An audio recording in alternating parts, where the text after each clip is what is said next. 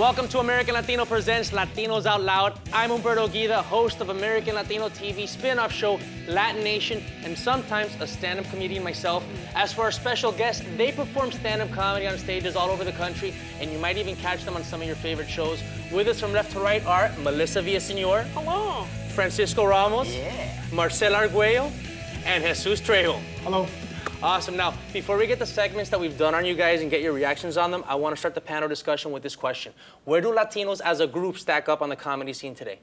Can we start about you being stand-up comedian? Go ahead. Go ahead. Here we go.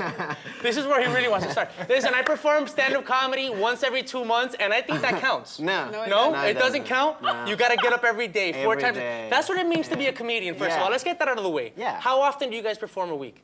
Every day. Maybe 9 times. Maybe, yeah, twice a day, twice a night. Can I tell you the difference between you guys and me? I have a full-time job. I can't get there. Well, excuse me. All right, let's get back to the other one. All right. Where do Latino comedians, except for myself, stack up on the stand-up comedy scene today? You are helping us here as a... They're busting your Don't buttons. try to make it flesh He's that over. patronizing is what he's Listen, doing. you're absolutely right, because to be a full-time, and I tell them, I have a couple of friends that really think they are stand-up comedians, and they don't have an excuse because they don't have a job at all. Yeah. You're gotta be up every day. Yeah. Okay, now let's get to the other one. Where do we stack up? I think we're on the rise. I think we're there's more, there's definitely like 40 million immigrants, Latino immigrants in the U.S. right now, and I think there's more demand for us, more supply, and eventually it just doesn't have to be about just being Latino comedians. It's just about being comedians, which that's what I always wanted to do with my comedy. I don't want to be I'm already Latino. I don't need to say it all the time. I just want to be funny, and that's the point, But I think we're on the rise. All right. I just think Latinos in general, it's like Mellissa was on America's Got Talent.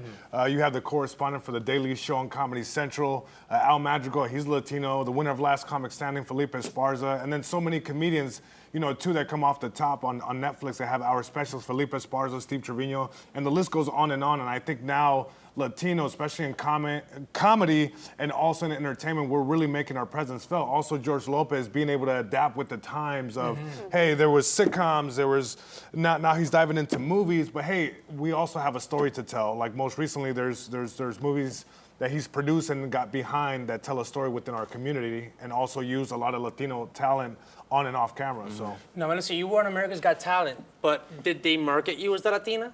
No, they didn't. They just said, here's this goof with their voices. But yeah, no. But they forgot the little Enya on top of my VillaSenor, and that's pretty important. Can you believe that, guys? That's Taking messed off the Enya, isn't it Shift Control 164? some people don't get around to looking at the manual. No. Well, so. it is America's Got Talent, not South America's Got Talent. If it was South America's Got Talent, you would have been on the show. Oh yeah, I would have hosted the show.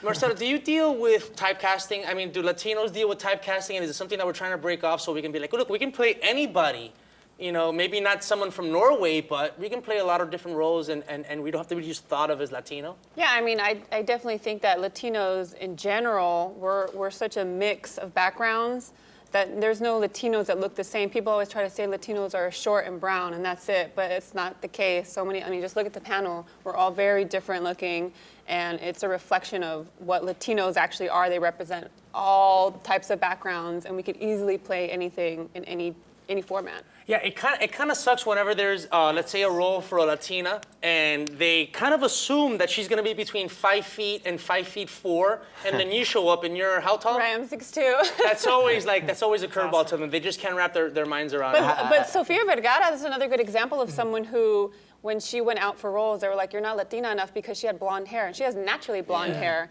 because Latinos, like I said, there's no one thing that we all look like. And she had to dye her hair brown so she could get cast for more roles. And that's crazy. Yeah, and that happens to me too.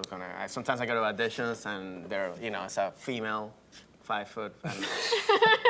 But sometimes you get that. The fact that they're sending you out but for at those least I'm getting in the room. Yes, you're getting in the room. That's the most Being important seen thing. is At this point, I just keep an apron in the trunk of my car because I know I'm gonna have an audition for a barista or something, a kitchen cook. So Janitor. I'm ready. But never the gangster with you, though. It used to be, you know what? Because I used to shave my head and I used to fit you remember when I shaved my head? People look at me as like, whoa.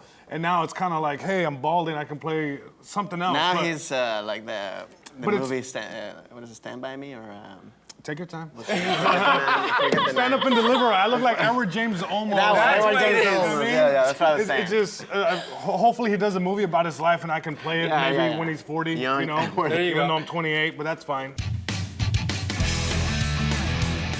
So tell me a little about yourself. Or like, I'm 6'3". I touched my face, sorry. I wasn't supposed to touch my face. But that's- Dang it.